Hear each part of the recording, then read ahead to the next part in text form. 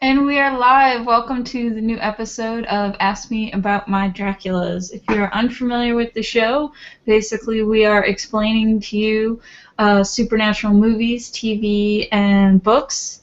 One person on the show has to be unfamiliar with our topic of discussion. I am one of your hosts, Kel McDonald, and I make comics that you can find at kelmcdonald.com. And I am also running a Kickstarter that you should go support right now called To Find You With. It is about werewolves. And Ma'at? And I am Ma'at Crook, the co-host, and I'm a graphic designer and an artist, and I do comic book work called flatting. It's all very fancy. Oh, and you can find me on Twitter at @MaatCrook. Okay. And then our guest today is... Hi. I'm Rebekah Isaacs. I draw the Buffy the Vampire Slayer comic currently, and I've done a few other things in the past years, but I've been in the Buffyverse for the last 5 years of my career. So having a lot of fun with that, and you can find that in comic stores now, and the trade paperback is in big bookstores like Barnes & Noble, places like that. And my Tumblr is RebekahIsaacs.tumblr.com, and it's spelled RebekahIsaacs, a little unusual. And today we're going to talk about the movie The Addiction, which Rebekah has not seen. So, Rebekah, what do you think The Addiction is about based on the title? Well, I can't imagine Christopher Walken as that is who is the star, right? He is in the movie, he is not the star. Not the star, wow, okay. I really want him to be a vampire. I'm assuming that this is a vampire movie. It could not be, but I imagine this is sort of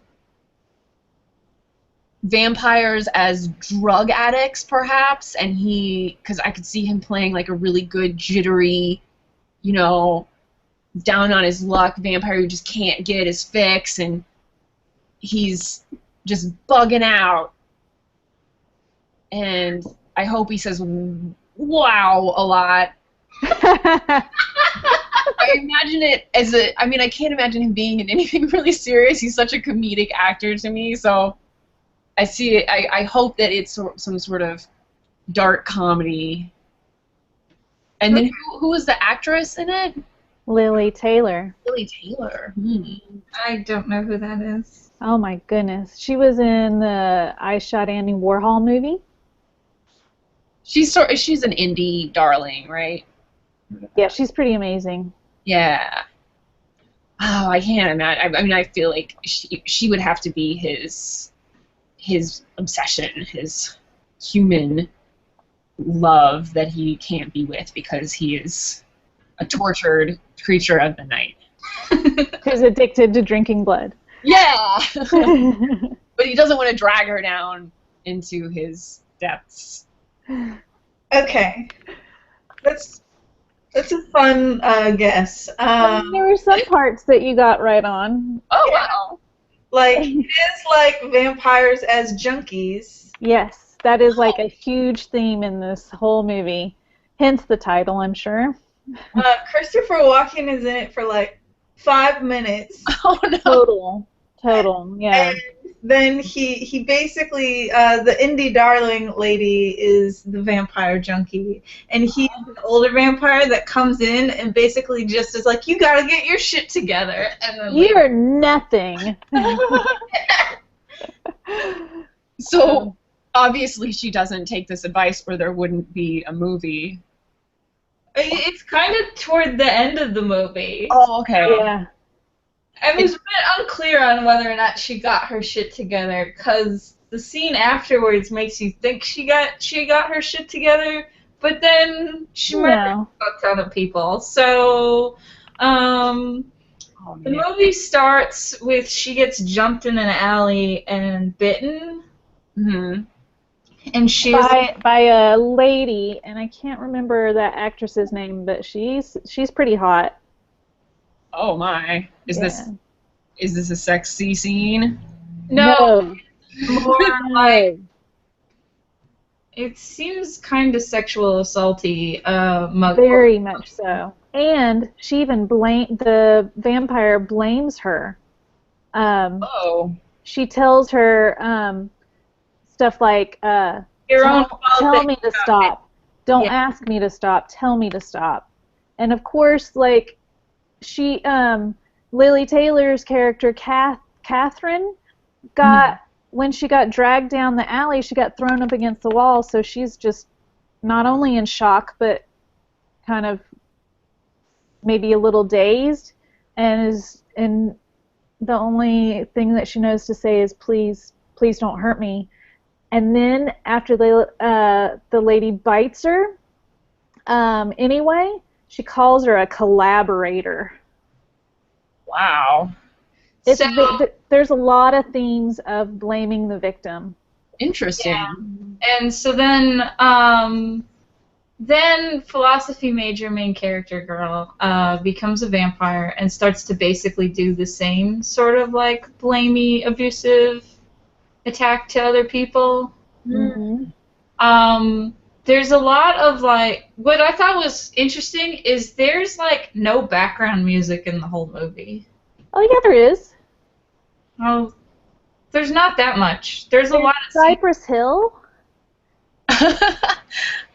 When I was watching it on YouTube yesterday, there wasn't a lot of background music. It was a lot of the scenes just didn't have like that ambient music that you usually have. Oh, not ambient. It's more like Doesn't have a score necessarily.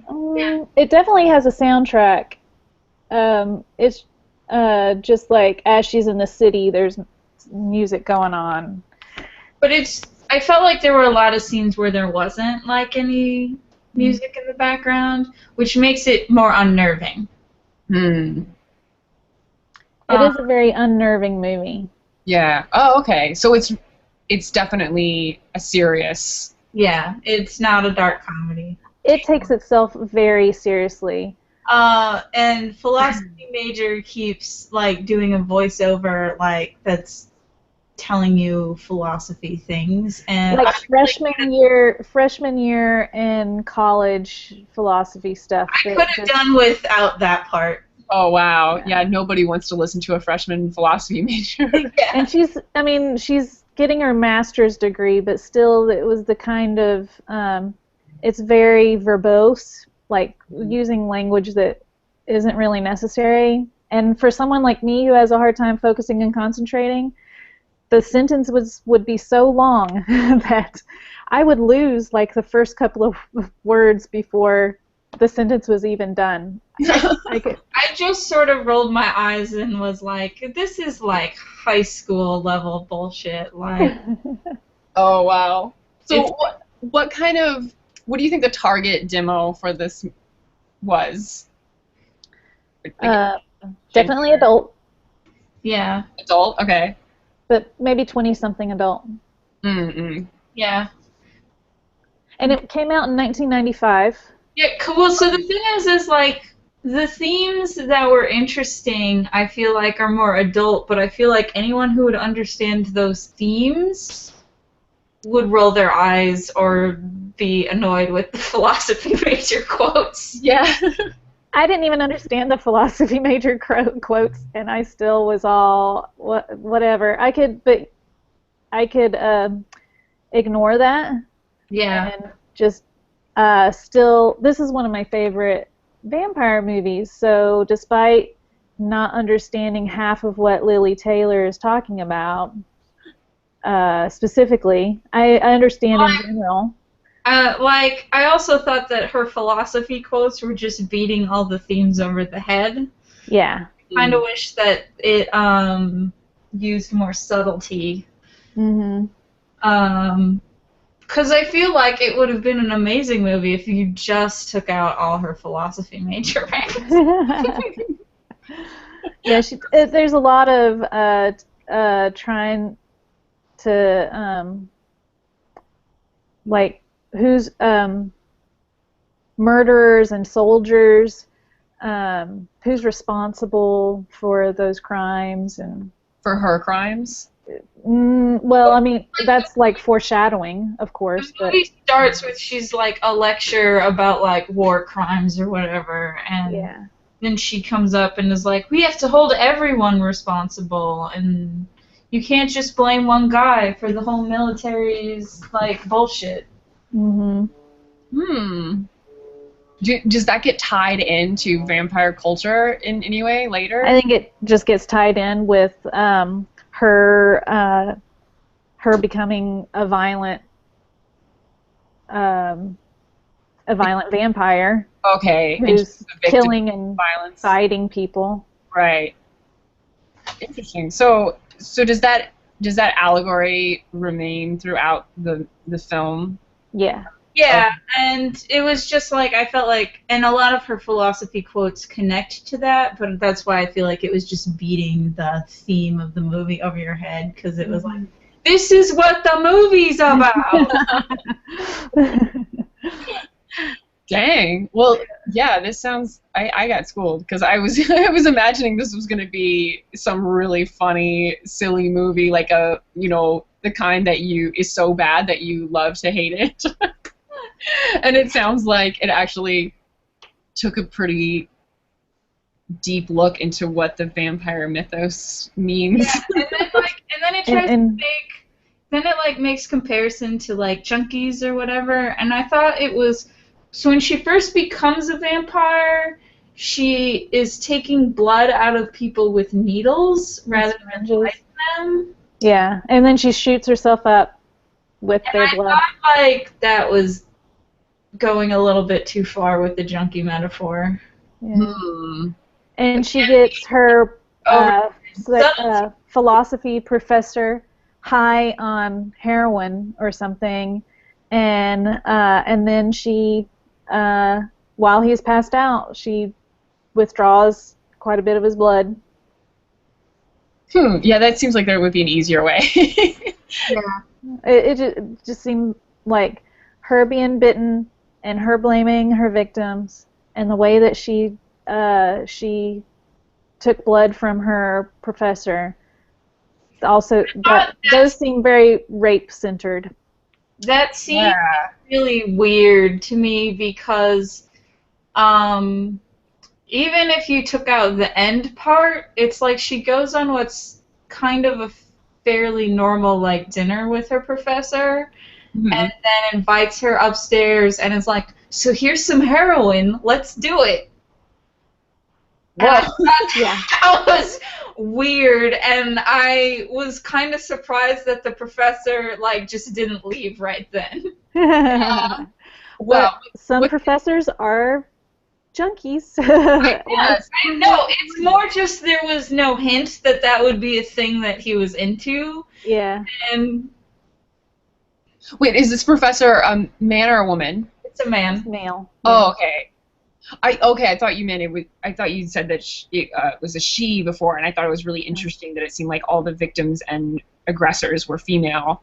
But well, it was a lady attacked her, and then she's attacking people. So all the aggressors are mostly women. Huh? Do you feel like the filmmakers were trying to say something with that? Actually, Christopher Walken was supposed to be the one that bit her, but he really liked this other character better. So Annabella Sciorra, the actress, and him switched roles. Oh wow, interesting. What city does this take place in? New York. Okay, well there you go. I mean, everybody was doing heroin in the 90s in New York, right? Clearly. Yeah. Elementary school teachers. Yeah, everyone. Packed it in their lunches. Yeah, Christopher Walken's character is interesting because it's like he's just all like, so you're a mess and need to fix your life. And then I forget what he does to her specifically. He tells her that he's gonna Like he has gone without drinking blood for 40 years. So he is a vampire. He is a vampire, yeah. She tries to pick him up on the street. She doesn't realize that he's a vampire when she's planning to eat him. And when he starts saying the same pickup lines that she's been using throughout the first half of the movie, then she's all, what's going on? And he reveals that he's a vampire. And then there's a cutscene, and then we find out that he totally sucked her dry. And I guess he gave up on that 40-year fast. Wow. But he was trying to teach her a lesson, or trying to teach her that he basically told her she needs to blend in and not, like, leave bodies everywhere, which is a fair point. Yeah. Yeah. So, go ahead. You want to watch that scene? Huh? Yeah, sure. Okay. Oh, wow. Okay. Ask your question and I'll cue it up. Well, I was just interested in like the rules of vampirism in this movie. Like, if you drain a vampire's blood, does it kill them? Is she still alive after that? Yeah, she never died. Yeah. Okay. And how does a vampire sire another vampire? They just get bit. So basically, everyone that she's been eating is also a vampire at this point. Wow. Yeah. Okay. All right. Should I start it when Lily tries to pick him up, or when Kathleen tries to pick him up? Yeah, sure. You know how to do the screen share thing, right? No. Okay, there's a little, like, on the left hand of your Google Hangout window, there's a green rectangle. Okay. And that will let you share your desktop. Okay. Entire screen. Share. All right. So. Am I sharing it? Yep, you are. Haha, my first time. Okay. Playing. Is this supposed to look like security camera footage? Oh, it's all black and white, too. Oh, that's kind of cool. Very serious film. We can't hear what they're saying. He's just mumbling at this point. But, yeah. Ma, we're not getting audio from your YouTube share. What about now? Oh, there we go. You want to go someplace dark? Who wouldn't say yes to that?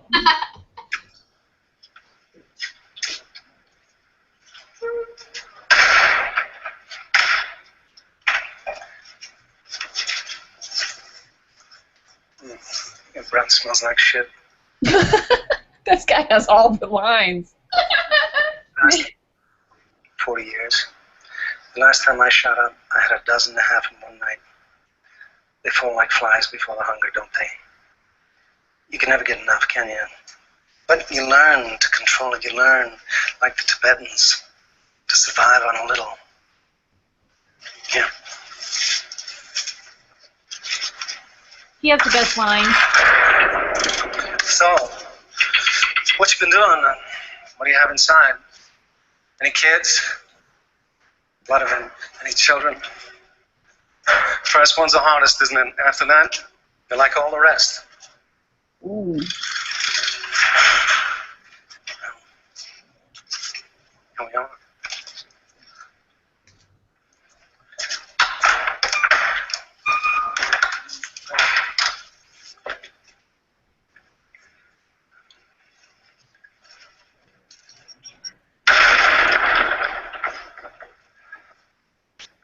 The entire world's a graveyard. We, the birds of prey, picking at the bones.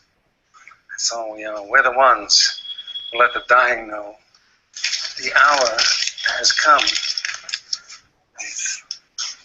So, you think Nietzsche understood something? Mankind has striven to exist beyond good and evil from the beginning.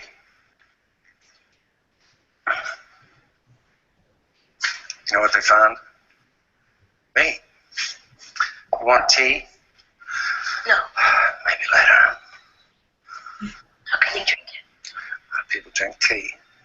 I mean, people like us. I'm not like you. You're nothing.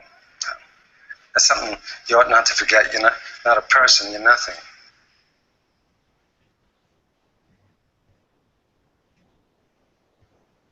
Have you read Naked Lunch?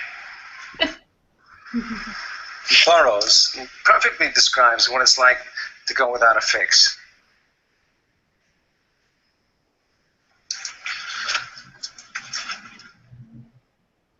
So you see what I mean? Where there's like no Hannah, or background noise to Yeah. it. Yeah. what do you want from me? You came after me, you took my hand, you tried to force me into some alley. Isn't that how it went? You think you understand things, you know nothing. You understand nothing. You know nothing sense now. Or teach you what hunger is. He makes a great vampire. Yeah. You thought the first time was difficult. Relax. It's a long time till sunrise.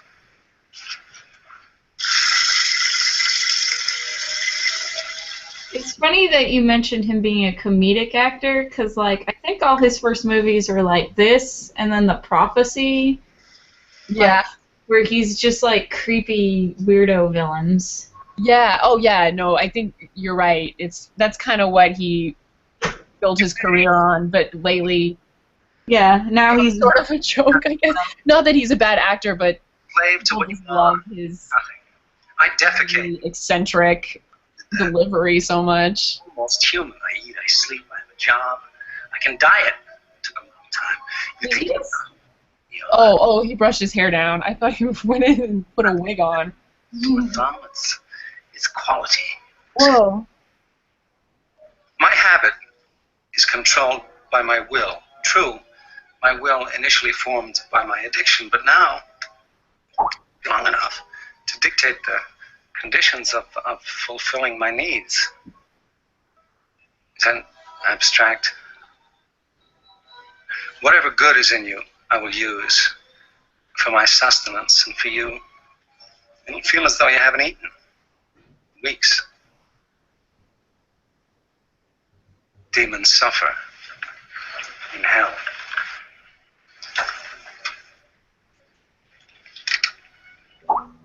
Oh, wow. Did he feed from her arm, too?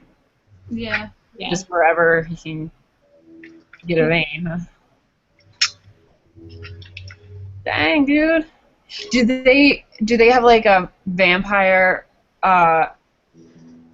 Narcotics Anonymous? They Oh, is it? There's other shows that have done the vampire as a metaphor for an addict thing, and in the UK version of Being Human, they have Vampire Addict Anonymous. Oh. They totally make an AA group to all stop drinking blood. I think he's the closest to it in this movie. So, Should I stop it? oh, This is a good place to stop. okay. Yeah, we don't want to give away too much, I guess. So does she eventually start to kill people? Oh, she's been killing people the whole movie. Oh, wow, okay. Either, like she first started out just drawing their blood from the syringes, but it didn't take her long to escalate to just straight up grabbing people and pulling them into alleys.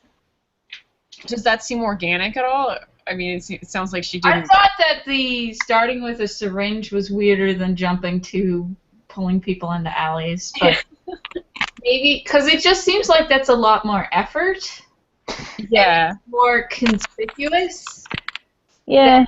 Shoving someone into an alley. But the first people that she was using the syringe on were homeless people who were passed out in alleys. Yeah, that seems like a lot of effort. Like, you gotta go find a homeless person, make sure you got syringes. Make sure they're passed out. Yeah, they have to happen to be, like, asleep. And, yeah.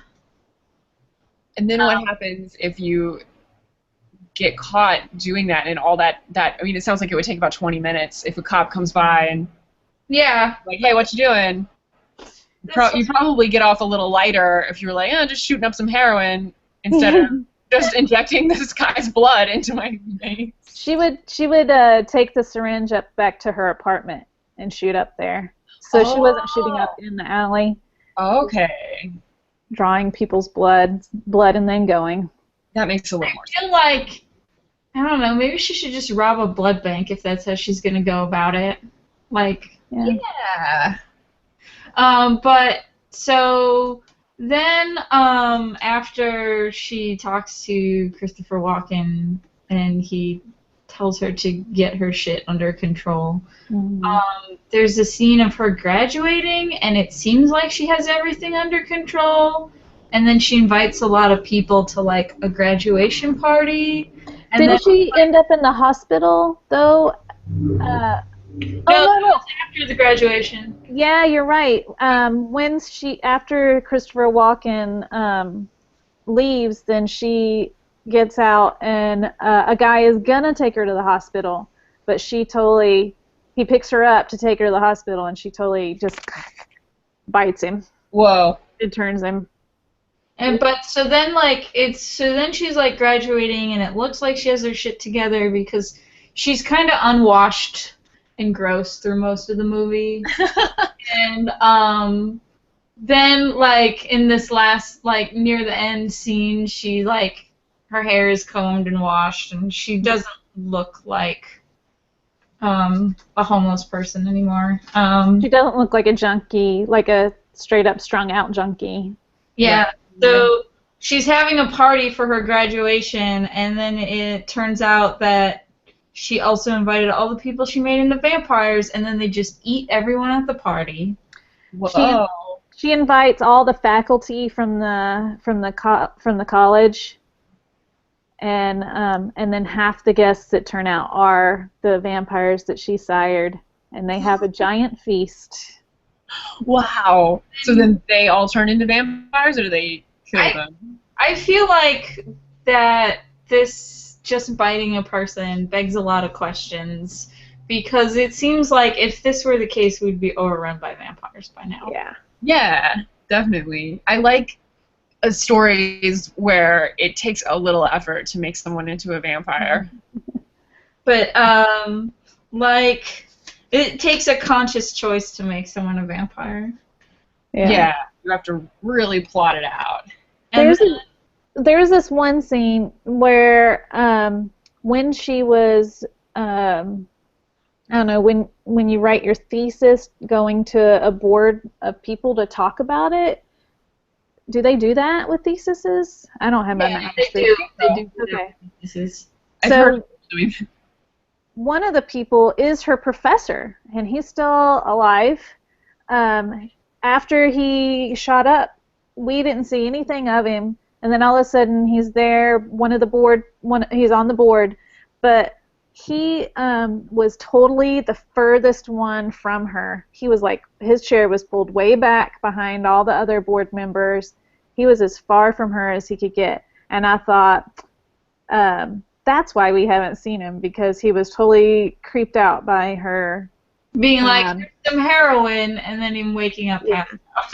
But then, I didn't remember this until I rewatched it, but so that was my thought. And then I see him at the party, and I'm all, oh my gosh. And Tyler, my husband too, he was all, he's a vampire. And he was a vampire. So you can totally be a vampire and have a day job, and no one's going to know. Yeah. And so then she feels really bad about the mass murder she just committed, and goes to the hospital and tries to kill herself by telling the nurse to open the blinds. Uh-huh. But then the person who bit her saves her from killing herself, and then we see her tombstone in a cemetery, but she's walking away fine. Oh, but don't forget, like after her sire saves her, then a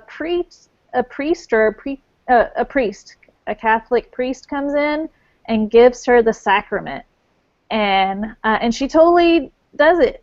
She asks for God's forgiveness, and then that's when you see her tombstone with where she was born on Halloween in 1967 and died on Dia de los Muertos in 1994. Whoa. But then she's standing there in front of her tombstone. That's crazy. So what do you think that means? I don't know. She's Maybe it's just her reborn? symbol. Yeah. Either she's reborn or she faked her death. Right. How is she going to be a philosophist? Just philosophister if she's. How is she going to use that useless degree now? Exactly. Yeah. Mm-hmm. Can you be a professional vampire? So wait. Okay. So all these did they kill all the people at the party? They don't really answer that. Okay. There's a lot of It stuff. seems like This movie is more concerned with its theme rather than like answering plot holes. yeah, it's more concerned with answering the question of who is responsible for committing violence than it is like telling you about the I guess explaining the plot. Yeah. Right. Than making a vampire movie, really. Yeah. I imagine the walking away from the tombstone scene almost like the vampire movie equivalent of walking away from an explosion. Action movie. So cool. I can't remember what her last line was for that too. I don't remember. I kind of like started to tone out her narration because it was so much like, and Nietzsche said, blah, blah, blah.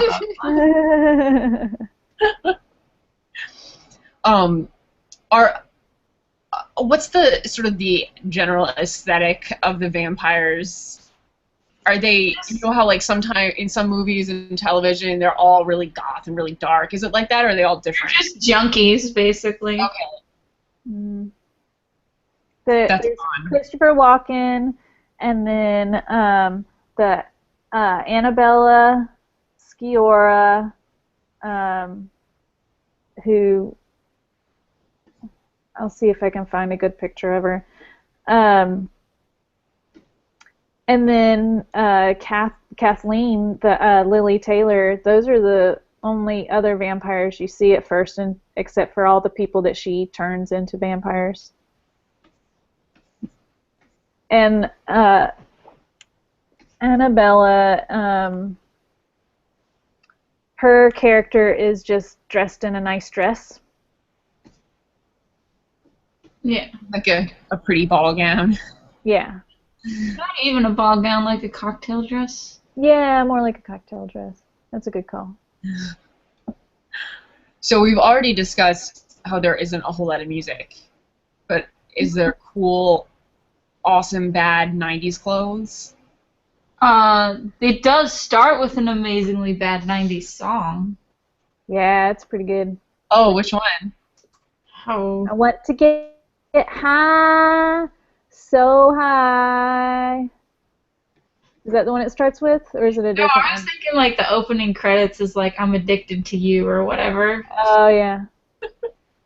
It sounds like porno music.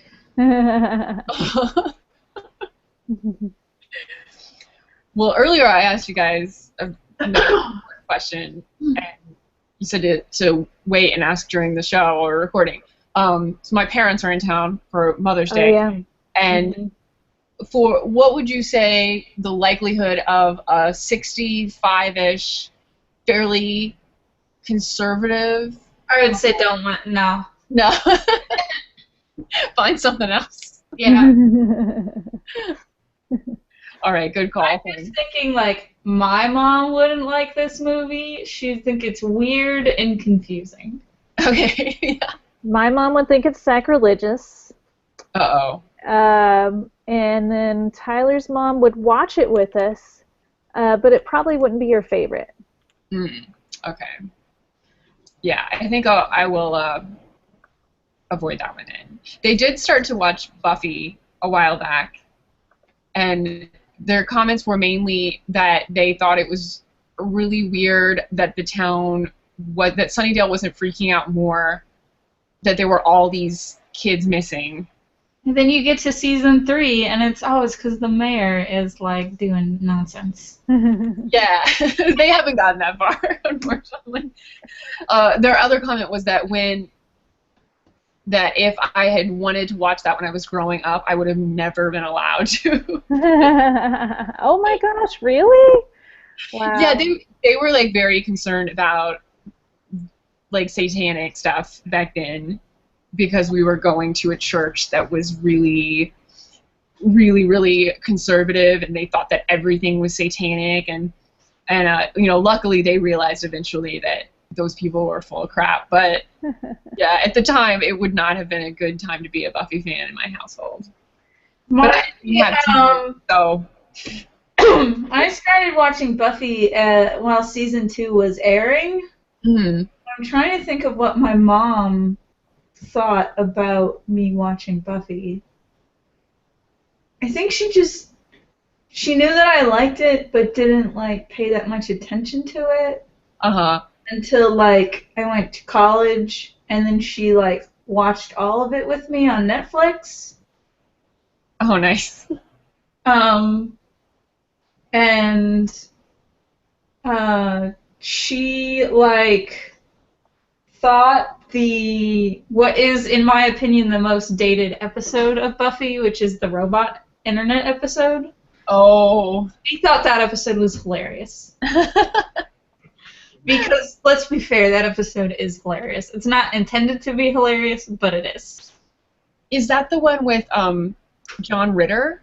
It's the one where Willow meets, like, they put a demon in the internet.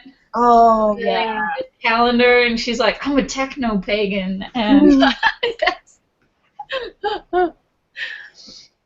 I was an adult, so no one had to give me permission to watch it. But when I was younger and Twin Peaks was on, even though my mom's super religious, we actually watched that show together for some time. There was a point where she got to where she's all, I don't know if I can do this any more, and I'm all, no, please. Why keep watching it? My mom frequently tries to like binge watch things just because me or my siblings really like them.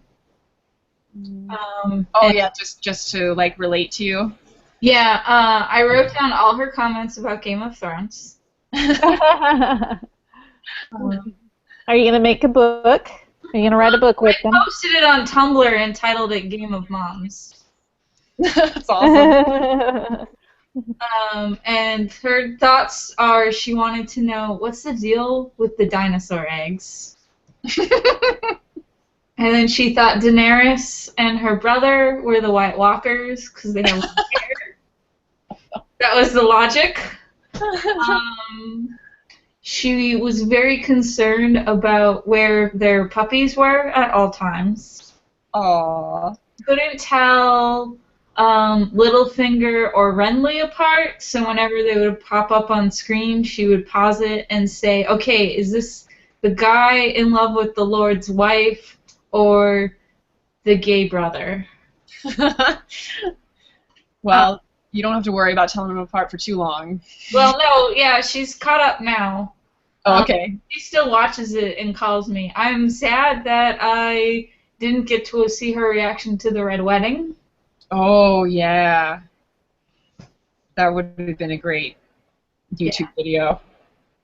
So it was during season 2, she kind of got a handle on who everyone was and stopped making like weird comments like that. The only thing, her main comment about season 2 is at the end when Marjorie and Joffrey get engaged. She's like, but he's terrible and he beat those hookers.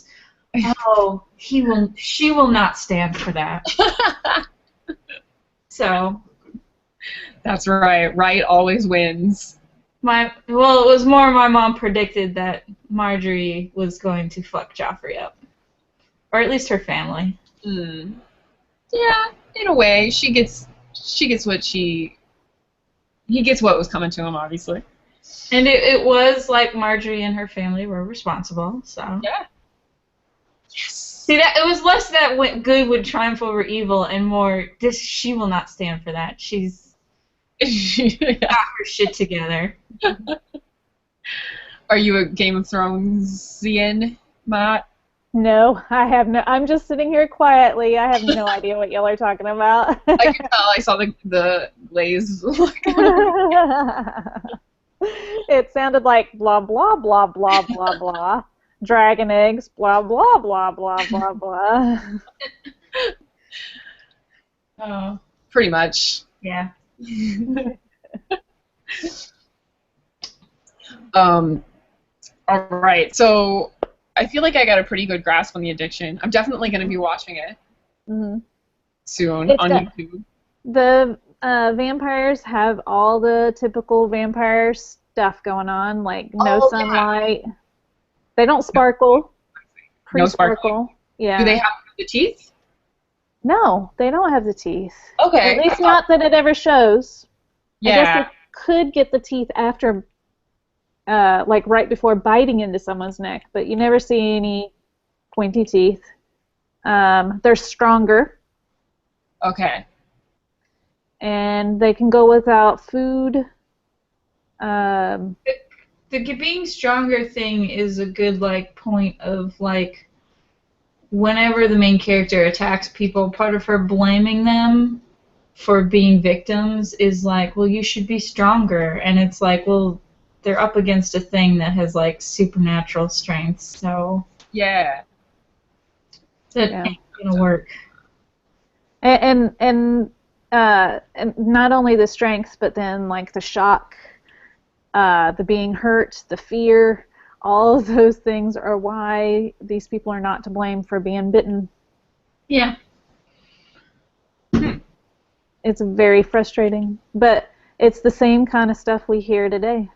Yeah. A lot in real life.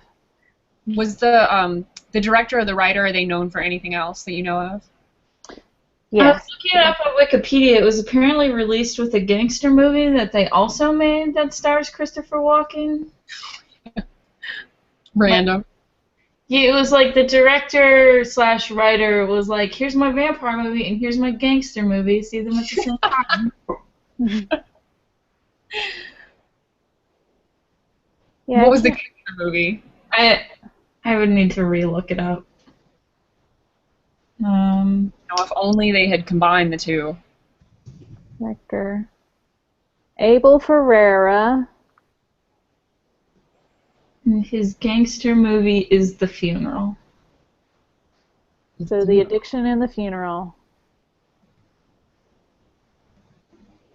And that's all he's done? No, he's done a lot. Okay. He did some Miami Vice TV series. All right. It looks like his first was in 1971. It was a short called Nikki's Film. I've not heard of that. Oh. He apparently directed a porno movie. Yeah, I'm just reading that. I didn't know if we could say it out loud or not. Porno. The Gladiator TV movie from '86. I'm not sure if I ever watched that. It seems like he's made a lot of movies no one has heard of. Body Snatchers from '93. Oh, wow. Wait, is that related to Invasion of... I would assume so. She's a Bad Lieutenant, and that is one that I've heard of before. Oh! Wait, what? I thought, oh, yeah, that's the one that, Werner Herzog did, sort of an indirect remake of. So he did The Bad Lieutenant, which is in 1992. Yeah, that's a pretty notorious one. That's the only one that I've heard of out of the list of movies that he's made. I've heard of 4 44, Last Day on Earth. I've seen it before, maybe on Netflix, and chose not to click on it. Maybe I'll change my mind. So you said this was one of your favorites, Maud? Yes. What about it speaks to you? Maybe because I saw it when it came out, shortly after it came out. It was a time in my life where I was in my early 20s. I think this is, that's like a great time to watch this movie. And then also at the time, that's when like around the time Pulp Fiction came out, there really wasn't a whole lot of interesting stuff on in the theaters at the time. There was a lot of Sandra Bullock movies. Yeah. So to have such an unusual movie out,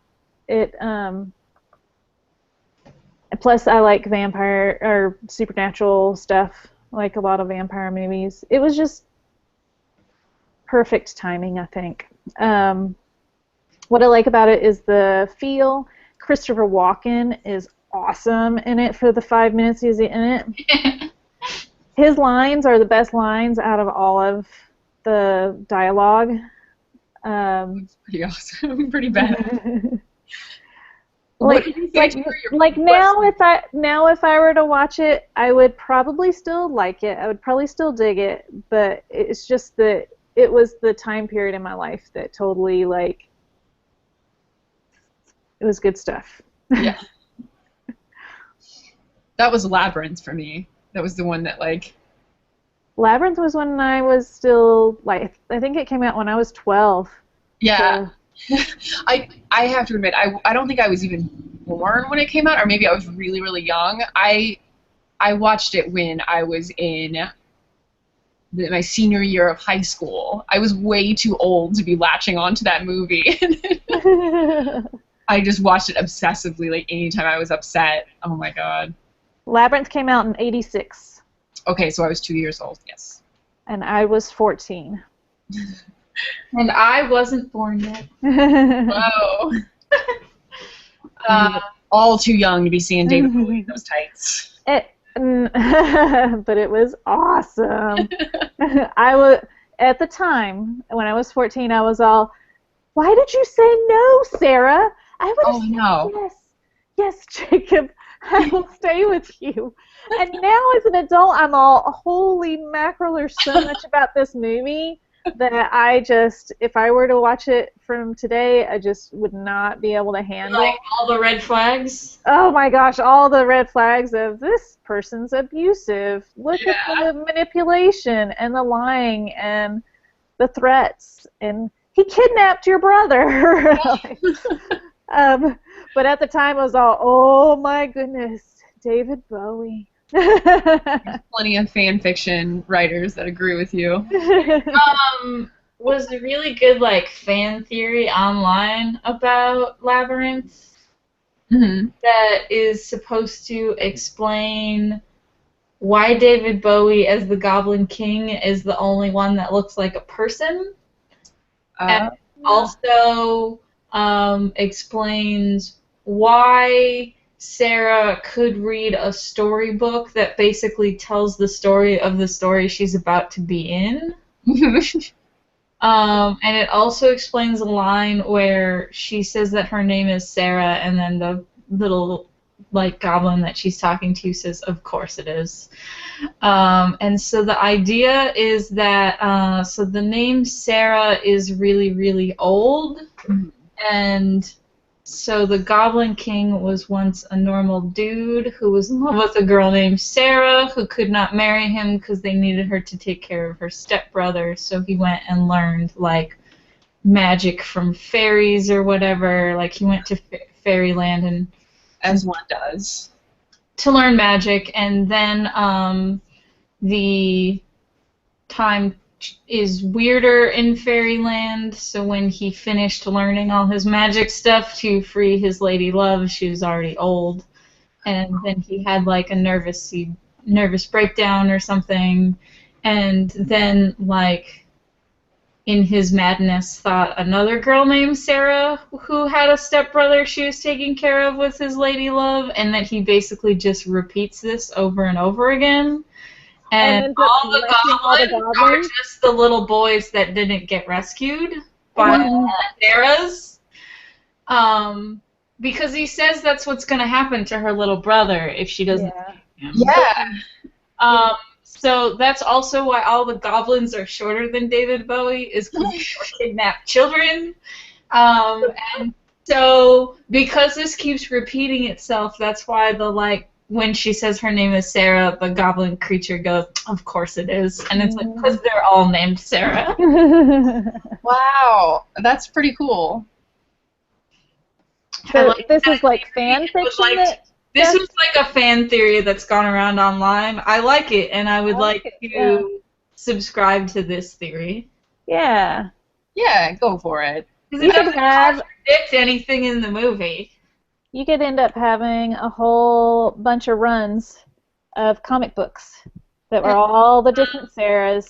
And so then the book that she reads to her little brother is written by one of the past Sarahs. Oh. And that's why she could read the storybook. Okay. So one of the Sarahs got away? Rescued her brother and got away and then wrote the book. Okay. Oh, and that's why she had the answer. Yeah. You have no power over me. I'm amazed that they never made a Dateline about this. Yeah. All of these Sarahs getting abducted. How could this not? All these Sarahs throughout history. Yeah. So do you think you're going to watch it? The Addiction? Absolutely. If nothing else, just to see some cool 90s New York scenes. And Christopher Walken with that great wig. No, that's his hair. No way. That's his legit hair. Did he have hair like that back then? Was that For a long time, yeah. He just combed it back, slicked it back.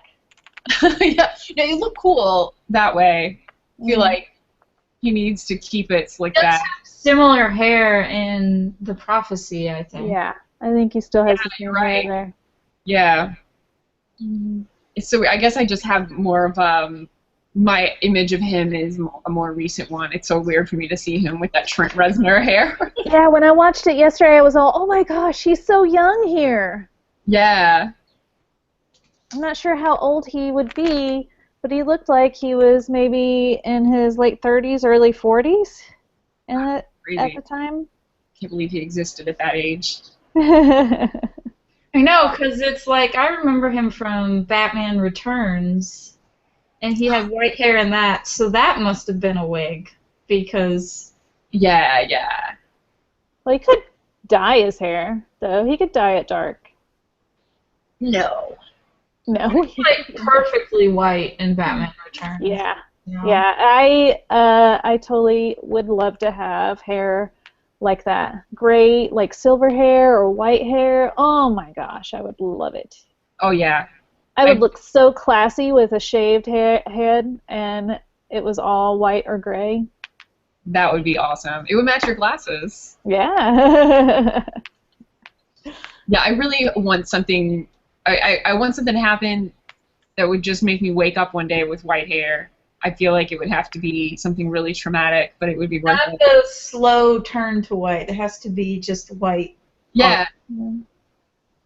I was so excited when I started to get grays, and they sort of, at first they came in a little patch, because I thought I was going to get like a rogue streak. Oh, that would have been awesome. Yeah, but then it just started coming in all over the place. And My older brother has like a tiny little patch of white hair. Oh, that's cute. But it's so tiny that like he has this problem now where every so often like an old lady will like brush his head because she thinks it's like a feather that's stuck in his hair. Oh. He needs Christopher Walken length hair. Yeah. And then it would be this nice stripe. Yeah. yeah. You know what else I also really loved about that clip that we watched was that he has one of those cool apartments with the industrial elevators that I thought were going to be everywhere when I moved to New York, and I still haven't seen one. Oh. I wanted one so bad. That's like the 80s and 90s set.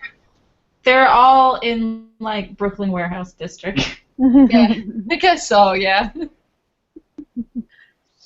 Damn, someday I'll live in a creepy warehouse. Yeah. We have some music that from back in '95 that we took clips of the movie, and it was the Christopher Walken parts where he's all no or nothing or whatever he said. Nothing. Yeah. What was this? Were they something someone made on YouTube? Tyler likes to record music, and so when I first met him, we were recording stuff, and he might have been the one that did it. I can't remember if it was both of us or just him, but yeah. Somewhere in the archives we have a song that has Lily Taylor saying stuff and Christopher Walken doing those awesome lines from that clip we watched. Nice.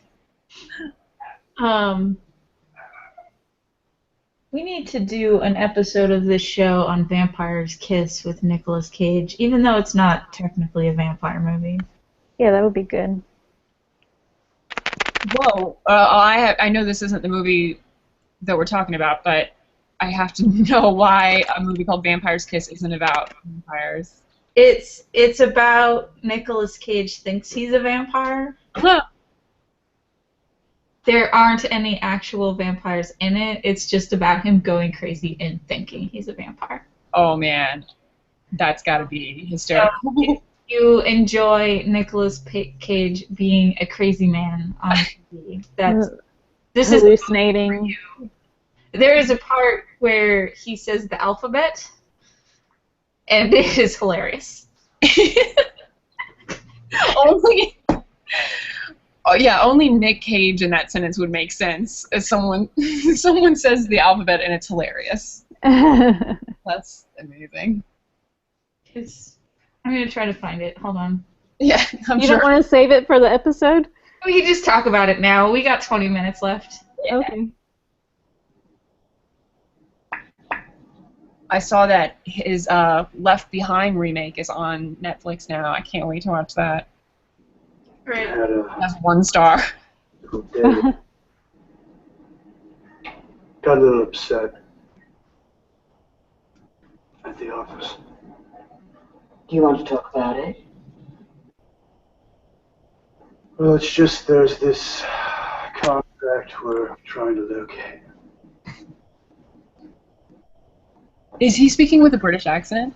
No. The literary agency makes a copy of every contract.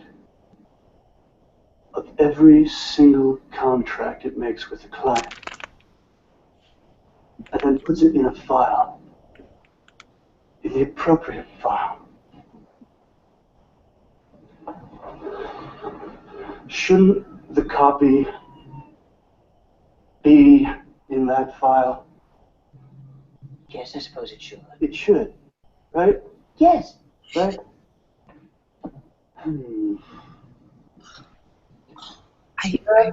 Yeah. Makes it much harder to find. Who? What do you mean, who? I don't know who exactly. You don't? Thanks, Peter. I am not telling you one single thing. Oh, alphabetical. Here we go. You just put it in the right file, according to alphabetical order. You know, A, B, C, D, E, F, G, Peter. H, I, J, K, L, M, N, O, P, Peter. Q, R, S, T, U, V, W, X, Y, Z. Huh? All you have to do. Oh my gosh. So Vampire's Kiss is just Nicolas Cage goes to a bar. He's like, I forget what he does, but it's some like high-powered executive thing. He goes to a bar, and this woman, like, he goes back to her place, and then he thinks the woman bit him, and then he thinks that he's becoming a vampire, and that's the whole movie. And it was inspired by a true story from Nicolas Cage's life.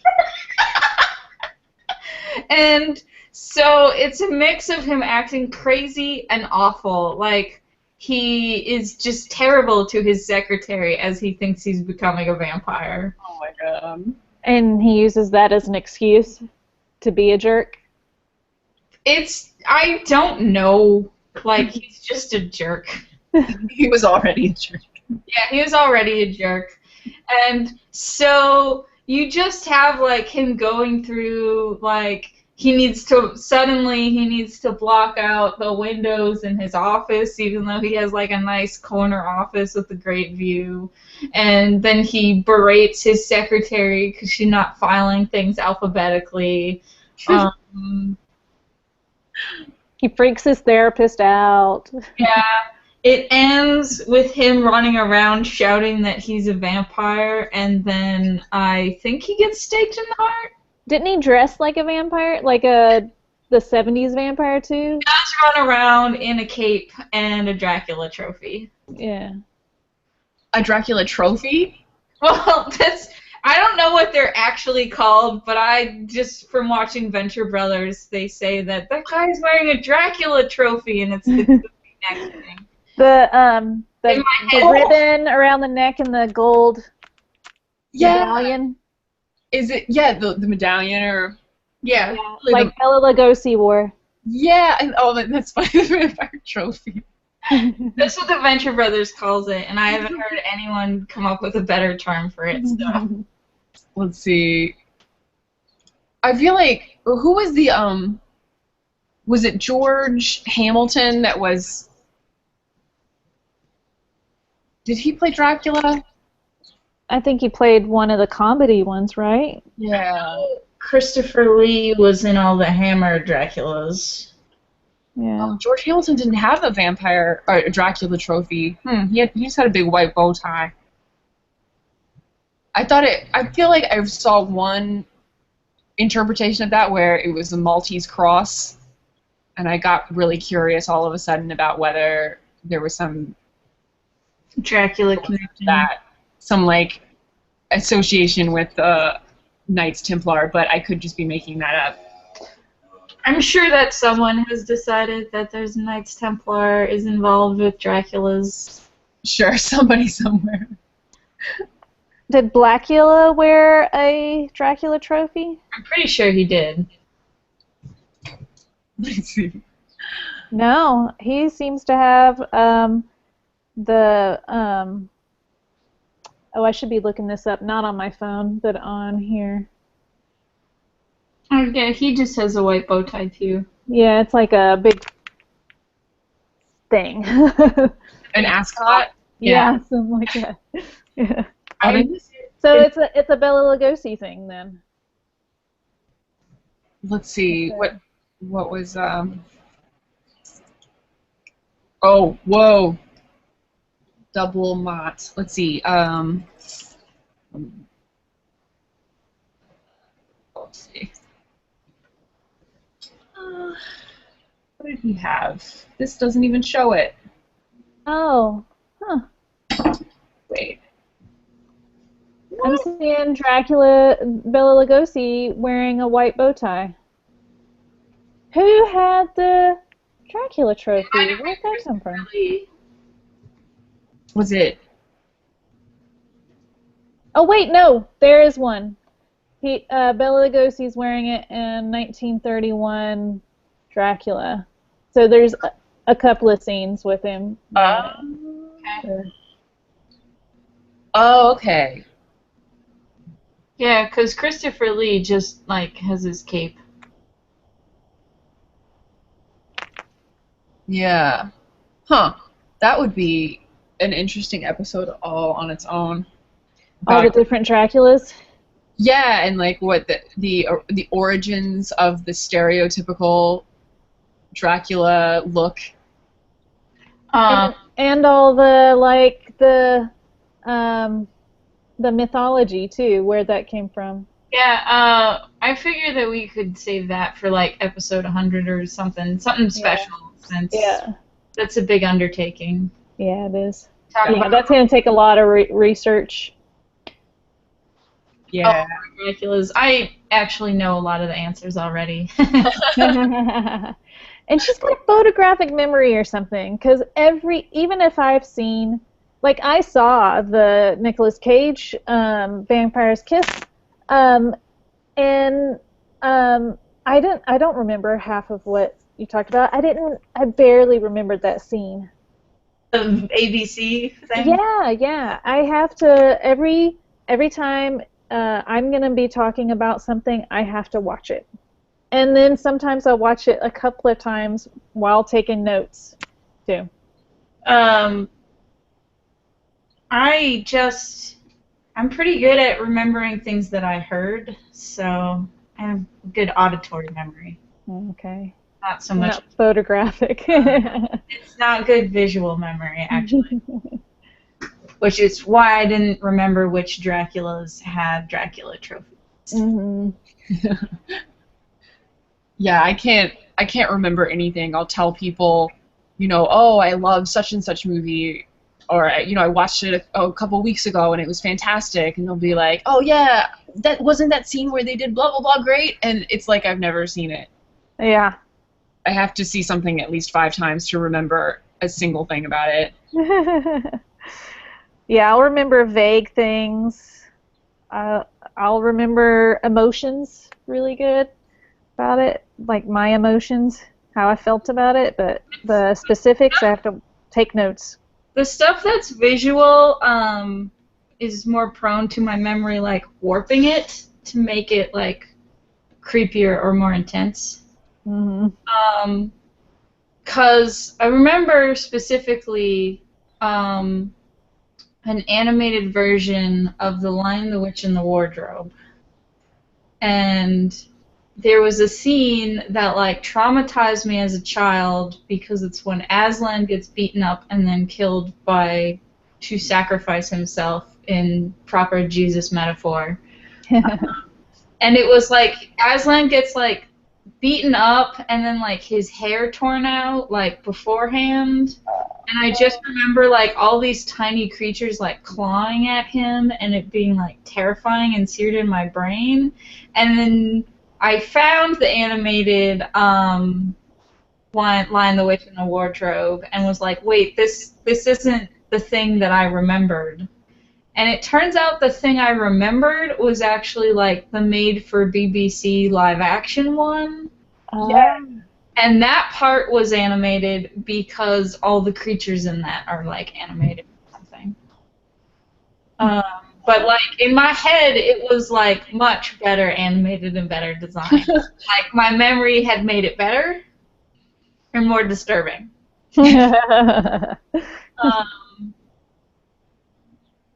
So my auditory memory is pretty good, but my visual memory gets warped with time usually.